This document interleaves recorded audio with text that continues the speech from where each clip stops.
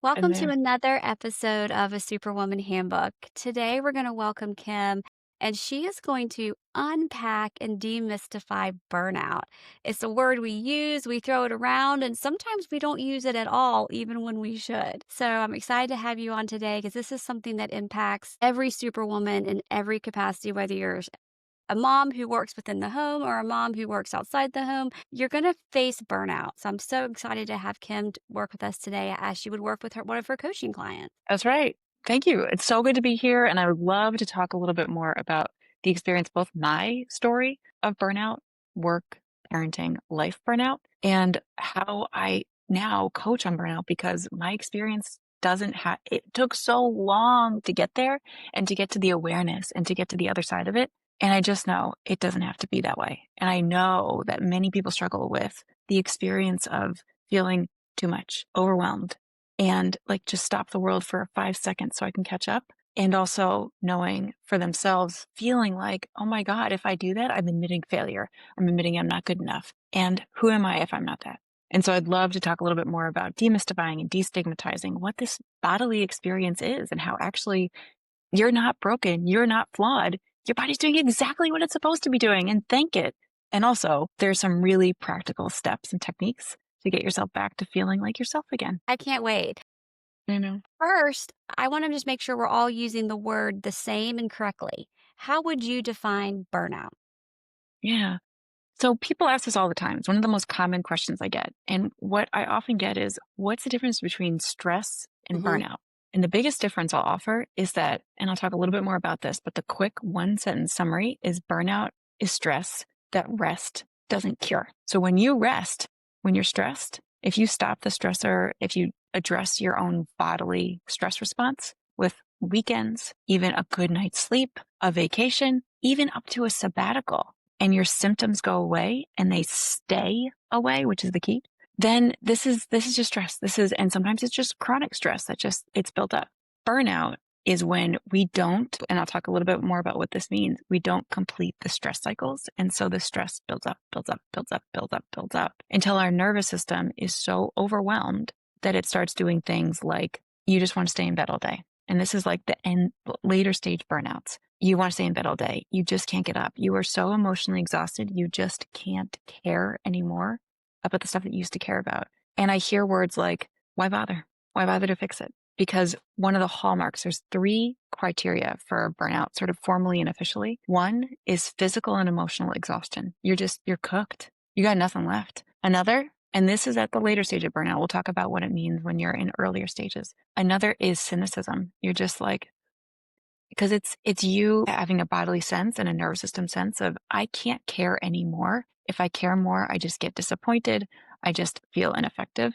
And so there's an othering, there's a sarcasm, there's the sighing, there's the eye rolling, there's the like, you are cranky all the time. And you just sort of want to punch people in the face. And that's not you. You're like, people come to me all the time and they're like, this isn't me. I don't know why I'm doing this, but I'm cranky at everybody, especially and including my children and my spouse. And the third is a sense of personal ineffectiveness. Why bother?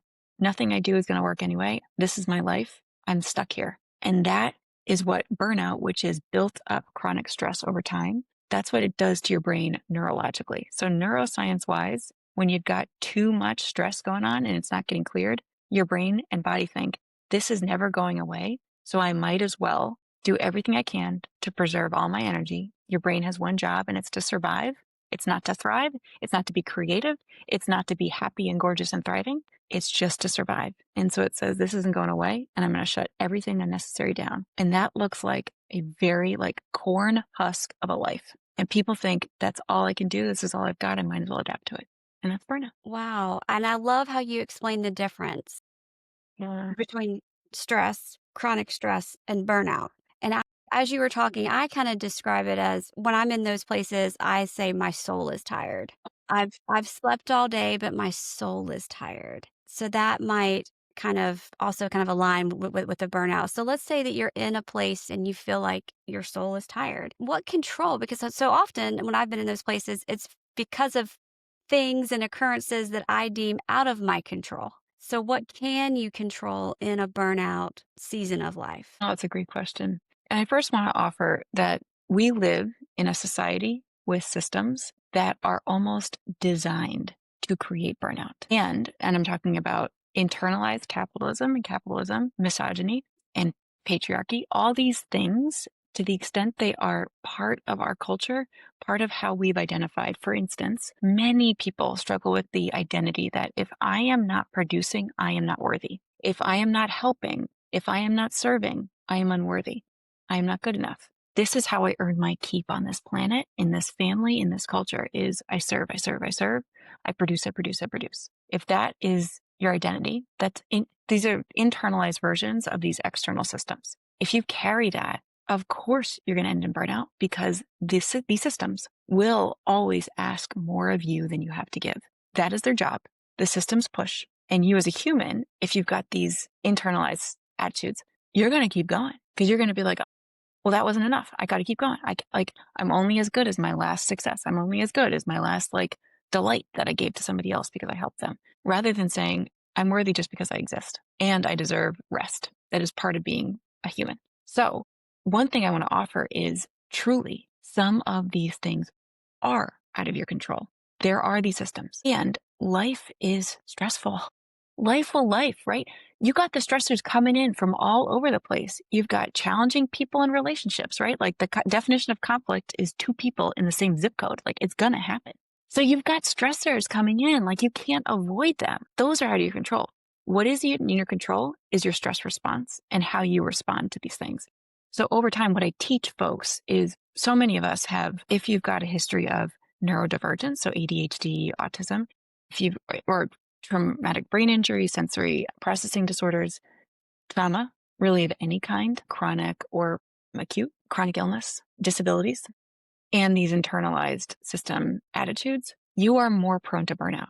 Especially if you're neurodivergent, burnout will come on harder, faster, stay longer, and be harder to recover from. So this is part of what it just means to be human sometimes, is that we will experience these things. What's in your control, though, are understanding for yourself. How do you respond to stress? And is that the most productive way possible? And I say productive in sort of a complicated way, because I just said these systems will ask us to be productive.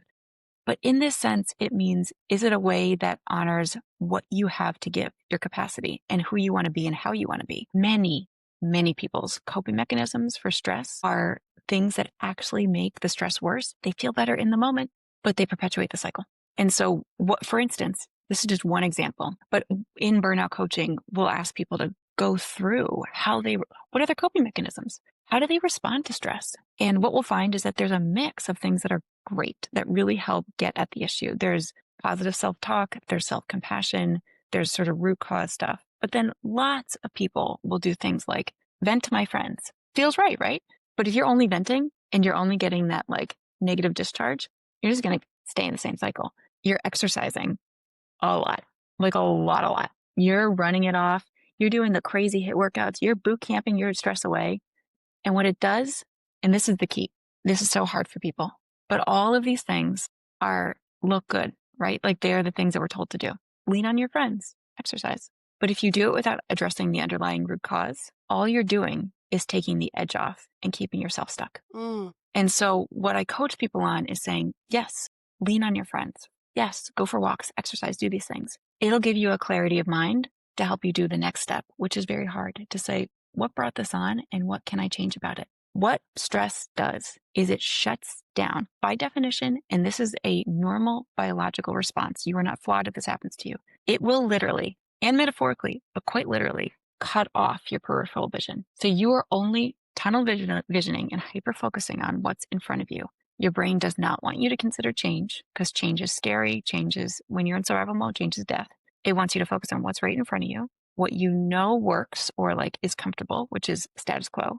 So it won't let you consider other things. What exercise and socializing and distracting a little bit can do is get you out of fear and into prefrontal cortex, so you can actually think. But then you gotta be able to say, and what's underlying this and what can I do? Because you got to get out of the loop of stress saying there's nothing you can do.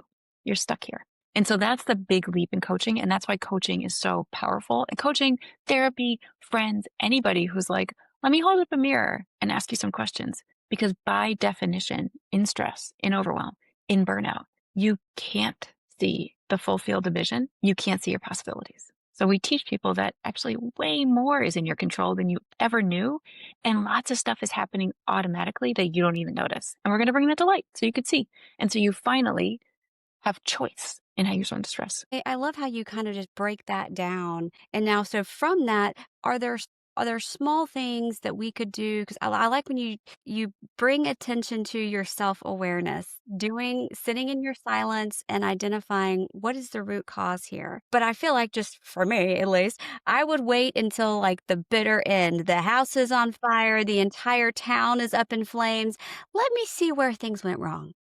Are there small steps or small things that we could do along the way to identify a small fire before it's the entire town on fire? Well, what a great question. And I love the metaphor you're using. That what I do in the coaching experience that I have is it's a 3-month program, about 12 sessions. We start with a forest fire map of people's burnout. And it's so helpful to visualize because folks are just what they're experiencing are the flames. They're experiencing the insomnia, the muscle tension, the GI issues, the snappiness, the like bitterness. This isn't me, the rage. And like the mom rage. That's what they're coming to me with. But they don't see the things that are like the spark. So what set that off? The wins, the things that are making it harder than it needs to be. And really importantly, the drought conditions. So what brought this crispy, dry forest to life? And what has been there for years draining? And then on the other side, we also look at the water buckets, the resilience factors that you have right now that we're going to use to start dousing these flames. Eventually, we start building the vision of a future lush, verdant forest, but it's not the first thing we do because most people can't get there right away. And so, in the earlier stages, when you start to notice there is a sense of like your stomach's tight, you got that like that's something coming from your solar plexus that's like, I don't like this. Your shoulders tense, your jaw tightens. A lot of this is body awareness. Your heart rate starts racing. You're not sleeping super well. That's the sympathetic activation, and that's stage 1. This is honestly, stage 1 is something that we've all experienced. Ideally, you're just alternating between 0 burnout, calm, agile. You're just having fun through life, and stage 1, because life can be stressful. So you're going to be in a little bit of like, you're jacked up sometimes. The idea is to be able to come back down from it. Most of us spend time in what's called stage 1 and 2. And stage 2 is if stage 1 is foot's on the gas, we are activated, heart rate's up, hard time sleeping, you're just like, da-da-da-da-da. Stage 2 includes some brakes. And so what's happening is picture yourself in a car, your feet are on the gas and the brakes at the same time. And this looks like functional freeze. So this is like you're stuck in your car in the driveway and just can't get out, or you lay in bed and are stuck there. So if you're noticing any of these signs, either the like, I'm so stressed and I'm like, I feel tense and I feel activated and I'm just like busy, busy, busy, busy, busy, running, running, running, running, running, or I have so many things to do and I can't make myself do it.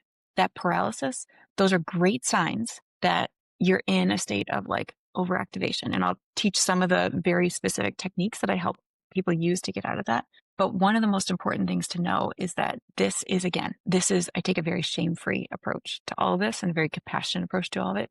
This is your body and nervous system operating as it's supposed to. There's nothing wrong with you. It's telling you you're experiencing too much. These are signals. And any emotion we're feeling, including the ones we definitely don't want to feel, the anger, the shame, the blame, the rage, the jealousy, hopelessness, helplessness, all of these things that we really don't want to feel. They're all signals, just information. Emotions are morally neutral. They're just information coming in. Our reactions are where we need skill building. So if we hold these two sort of pieces of information in place, we've got the physical sensations that are coming up, the paralysis or the like heart rate up or the nervousness, the nervous energy, physical stuff. That's a sign that you're not chill. You're not in stage 0. You're in something. And also you combine that with, what am I feeling? Am I feeling resentment? Is like, wow, if you're feeling resentment, say thank you, because that is a clear path to, we got a boundary issue. We got a need unmet, all of these things. So those two pieces of information, body and emotions together, they're signals. What I teach people to do is often it's very hard to know what the body signal is and what the emotion signal is. And so we go into a self-compassion practice that is neuroscience based and gets people out of their like reptile brain. They're in fear mode. They're in stress and scarcity mode, which deeply changes your neurology, your biology, like how you are experiencing the world. You got to get out of that first, because then you don't know what to do until you get into your thinking brain. So, what I teach people to do is this science based formula for offering yourself both somatic release and self compassion. Because this is the if we are in stress, it's like toxic soil. This gets you into beautiful, nurturing, fertile soil. And the formula is this: it's called a physiological sigh. It's 2 inhales right in a row, and then a long, slow exhale. So it's like this. And you can do 2 of them. It's called the sympathetic nervous system state. This gets you into parasympathetic, the rest and digest system. 2 inhales and then a long, slow exhale, like that. And then you give yourself some physical touch. So hand on your heart and then a hand on your solar plexus. And you do 3 things. This is the self-compassion formula. Dr. Kristen Neff talks about this, and she's done great research on it. It's 3 things. Mindfulness. Okay, I'm noticing some tension in my stomach and my shoulders are really tight. And I feel like I want to punch somebody in the face. And keep breathing. And then you go into common humanity. I'm not the only one who's ever felt this way. Lots of people feel exhausted by their children and the sensory overwhelm of parenting or of running a business. It's going to drive anybody into craziness. I'm not alone. And third, this is the hardest part. You offer yourself some self-kindness. It makes sense that I'm here. Of course I feel this way. I'm going to get myself out of it. But right now, I just feel junky. I feel crummy. What do I need? What does my body need? What does my animal body need right now? Usually there's something in there that's like, okay, I'm feeling some rage. I'm feeling I need to take care of the soul. I rest. Am I hungry? Am I lonely? Do I need connection? Am I tired? Have I let somebody cross a boundary that really means something to me and my values are compromised, but I don't want to admit it? Whatever it is, the most important thing when we feel a body tension or we feel an emotion come up, especially those undesirable ones, is to interrupt. And you interrupt. This has been so hard for me to really wrap my brain around as a very intellectual person. You have to interrupt through the body because your body is reacting. All emotions start in the body. If we can't talk to the body in its own language, you're just going to if you just keep telling yourself, I'm fine, I'm fine, I'm fine, I'm fine, I'm fine. Your brain's going to believe it. Your body's going to be like, no, we are not fine. And all your mumbo jumbo, nice for you, not working. So you got to interrupt through the body. Once you do, you can start thinking like yourself again and figure out, what do I need? So these are part of the skills that we teach in coaching. There's lots more like boundary scripts, tools for neurodivergent folks, tools for people who are experiencing trauma responses, fawning, especially codependence, conflict avoidance. But this is the core of interrupting the cycle of stress, overwhelm, rage, and all those other undesirable emotions that get you down the path to late stage burnout. I'm so glad to have you because we kind of put a bow on this for us because we talked a lot in the podcast recently about the different attachment styles and how that impacts you as an adult and how that impacts your work, your relationships, and things I didn't even think were dots I didn't even think were connected. And then trauma and childhood trauma and how that then also leads to. So it's been very nice, I said, to have you put a bow on this and also to kind of bring a validity to it because I think so often we throw stress and burnout around like they are just made up things that we're feeling because we're not strong enough to live our life. And so to have it validated as these are physical, neurological things that our body is going through. And not only is it okay, but it's a real thing and there's a real solution. Before I started these conversations, I always thought stress was just a weakness, that I wasn't handling my life. Same. I didn't know that it started when I was 4 years old with childhood trauma and then continued into my adulthood with my attachment style. And then here we're burned out and our soul is tired. And so I love your approach and kind of how you're just bringing it all together. And so let's say someone's listening and they're kind of feeling the same way or they want to feel a different way. Like when I was doing the breathing, I could already tell a difference. I'm like, this is real. Like, yeah, it is. if they wanted to find you online or kind of reach out or maybe be a part of your 3-month coaching, how would people do that? Yeah, I'm at kimpaull.com. That's my website, 2 L's in Paul. And then on Instagram, kimpaull_coaching. You can find me there. So that's a great way to start. But you're absolutely right. These things are deep in us. And everything about society and our culture and community tell us that we are bad and wrong for feeling the way we're feeling. one of the most important things I've learned in this entire process is that, like, thank God for the stress response. I am here today because my ancestors got away from that lion, because their stress response made their legs move. We ran. It's still functioning in us. And it's still like when you get stressed, you'll notice that your digestion goes because you don't need to digest that food. You need to run. Your heart rate goes up because you need to move. If we can't get out of the stress response, that's when the problems happen. And so part of what coaching is just teaching how to notice them because my goodness, have we normalized the stress response? This is what life is. Modern life is stressful. Every one of us. Like, how many times have you just like chit chatted with your fellow, either like entrepreneurs, your colleagues, your parents, and being like, living my best life and just eye rolled, right? And like, yeah, we don't have to be doing that. It is not, it may be normalized. It doesn't have to be normal for our human bodies. I like that. Just I hope because it's that's been helpful. normalized doesn't mean it's normal. Or even applauded. Like we were talking about before we started recording, I feel a lot of pressure from my community to have this busy. It's almost applauded. It's almost a badge of honor to have this Mm. busyness. And you're right, that's not normal, but it's been normalized. Normalized. Yeah, I am somebody who I experience burnout because I'm an intense human being. I feel intensely, I love intensely, I work intensely. I'm an A+ kind of person. I also have a history of complex trauma. So like all of these things together meant that I was going to go hard into things and also I was going to do everything I possibly could to keep everybody around me very happy at the expense of my own needs. And like to the point of I didn't even know I had needs. Couldn't tell you. Couldn't tell you.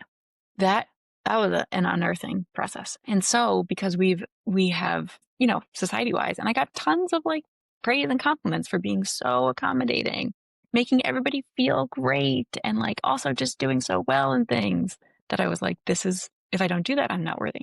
And so what I was doing, and I know many of your audience members probably experience the same thing, is I was just continually discovering like, my goodness, my capacity is enormous. I can take on an amazing amount of things and stay alive. Wow. Stay alive. And I just kept doing it. Like, I am still standing. I am still waking up and alive. Therefore, I should keep doing this. What is possible, what we have capacity for technically does not mean it's optimal. Does not mean we have to do it. Does not mean we should do it. Does not mean that this is our path. Yes, there are seasons of life when you're going to go into the red zone. Cancer treatments, divorce, separation, somebody's sick. You're starting a business. You got a big deliverable coming up. What people trick themselves into believing is that that experience is temporary, but it's only temporary if you decide it's going to be temporary and you actually put a bookend onto it. And so I coach and teach people to say, like, it's okay to have busy seasons of life. When is it ending? How are you going to end it? And how are you recovering? What is the recovery period that matches the intensity period? We don't do that. We just keep going. Right? And now Right? that's the new normal. That's the new, oh, I can Yeah. operate at this capacity. Yeah. This trigger is gone. This, the deliverable, the divorce, the trigger is gone, but you're still craving to live at that level because you did. And to your point, I'm still alive. So what can I fill it with? Versus kind of, so I can definitely see how without having someone like you coaching and calling attention to these things, it would be very easy to just keep filling and filling versus saying it's okay to back off. It's okay to back off. And what's just amazing is that you then come to these moments of being like, I have so many things on my to-do list. And I'm noticing this thing in me. What is it? Oh my God. I think I'm tired. I think I need a 15-minute, I call it a napitation because like I try to meditate, but I fall asleep. I need a 15-minute napitation and I'm going to do that. And all of a sudden you're like, who am I that I just dropped my to-do list for 15 minutes to lie on a bed and napitate? This is this is burnout recovery. Yeah, we had a guest on the other day who was kind of talking about meditation. I am a meditation failure. I truly tried. And I went into it, I was like, we can do this. Like, I can't climb a mountain. I can't do any sport with the ball, but I'm like, I can lay for 15 minutes and do nothing. That's all I had to do. I rather had bamboo shoots shoved up my fingernails. I was like, get me out of this room. Let me do anything. I will build a brick wall. I don't want to lay here and But napitate, that sounds a little bit more like I could do that. I want to reframe your meditation failure description as somebody who's found a different way to achieve what they need. Because for the longest time, I was like, I love meditating. Every time I do it, I get up and I'm so refreshed. And I realize it's because I'm falling asleep. It's because I'm tired. So, yes, yes, you just found like what your nervous system needed was a little nap. And that's fine, Mhm. or whatever it ends up being. But Yes, there I is love no failure meditation. And what I teach people is like lots of people don't like parts of themselves. So there is this phrase that joy is the matriarch of all emotions, and she will not come into a house where her children aren't welcome, which is paradoxical because then you think like it's not just tolerating emotions, not just being like, I'm angry, I'm going to deal with that. It's welcome. What do you have to offer me today? Come sit down, have a cup of tea with me, anger. That is a very qualitatively different experience. And it's in those moments that you build the capacity to experience real joy and come integrate joy and anger, joy and sadness, joy and helplessness, and just have the emotional agility. We think about burnout recovery, we think about like ideal life as being super zen and chill all the time. It's not. It's just that you can go up and down with ease and come back to a center. And so in these moments of like, what do I need? How do I recover? Like, what is my body calling for? The dose becomes less and less and less. Like at first, you're like, I need to sleep for 17 years. Mhm. And then all of a sudden, it's like, I need an 8-minute Navy nap. And I'm just going to put my legs up and shut my brain down and I'll be fine. So when we're able to have this like agility and come back to a baseline and we trust that our nervous system can do that, you need less and less. But in the beginning, there's catch up for sure. Your nervous system's like, I don't trust you to figure this out. And you're like, I got you. I got you. So I love this. And I never know kind of when we sit down and have a conversation where it's going to go, but it always comes to where it needs to be. It always arrives at exactly what was needed at that time. So I'm so glad to have you on today and to have you share this and open minds, including mine, that this is A, it's real, it's physical. And there are pathways out. There are true solutions and places we can go for help versus just eating an entire thing of ice cream, which is usually my solution. But that been is there. not sustainable or effective. So I'm glad to know that we have more tools in our toolbox to kind of battle this. Thanks for asking such great questions. You're a great listener and facilitator. I appreciate it. Thank you. We'll drop everything in the show notes for y'all, all her contact information, so you can reach out to her online and on social. Put down the ice cream spoon and come find real solutions for you. That's what we're going to name this one. Put down the ice cream spoon and come Yeah, find yeah, real yeah. solutions. Yeah, real self care, baby.